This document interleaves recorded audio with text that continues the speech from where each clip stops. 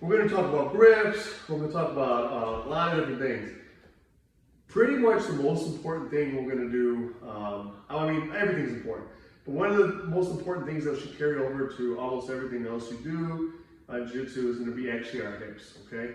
We're going to unlock our ankles from one another, but I still have connection to my knees, right? I'm not real loose. And we've got to be able to shift our hips. We got to be able to do that without any grips, right? I'm not manually pushing on the ground. That's super important. Doing a couple things, right? Unlocking. I am creating some distance. I am scooting back on my shoulder. And I'm also going to start getting my leg placement. We're going to work a scissor sweep. So the bottom leg is flush on the ground. Not up here, it's going to be flush, okay? This knee shield, people do it differently. You can have it kind of diagonal and kind of high, like a knee shield for a half guard. You can have it shallow. Shallow is going to be easier to smash.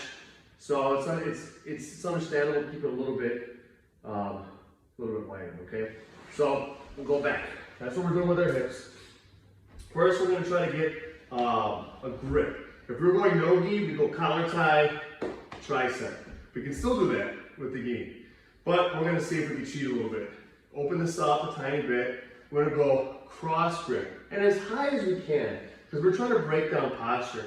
So if I'm here, it's not going to do as much to break down his posture. Yeah, he's strong. As though if I'm, with my fingers, I'm touching this back tag, I can control posture potentially better, right? Here, feet it all the way deep, okay? 4 fingers in, right?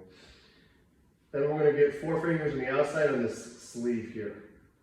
We get this grip. Now we're going to get our hips moving, okay?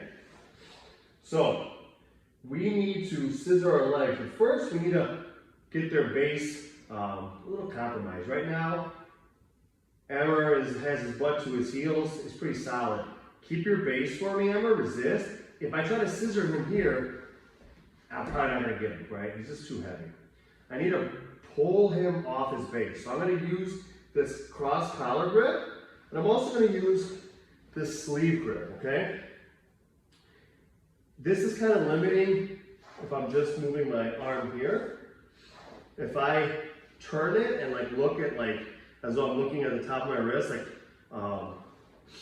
look in to tell the time, bring it to my face, I can pull the sleeve more, right? I'm flaring my elbows, looking at my wrist. At the same time, I'm pulling with this cross collar grip. Now his butt's off his heels a tiny bit. Now we scissor our legs. We pull ourselves up into the mount. Let's not release these grips yet, because we might want to start doing some other things with them. Start working for chokes here, okay? Let's try it again.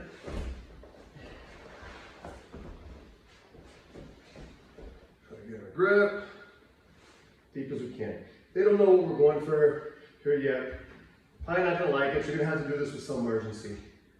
Collar, sleeve. Hip out. We look at the face of our watch as we pull. Scissor. Pull ourselves up.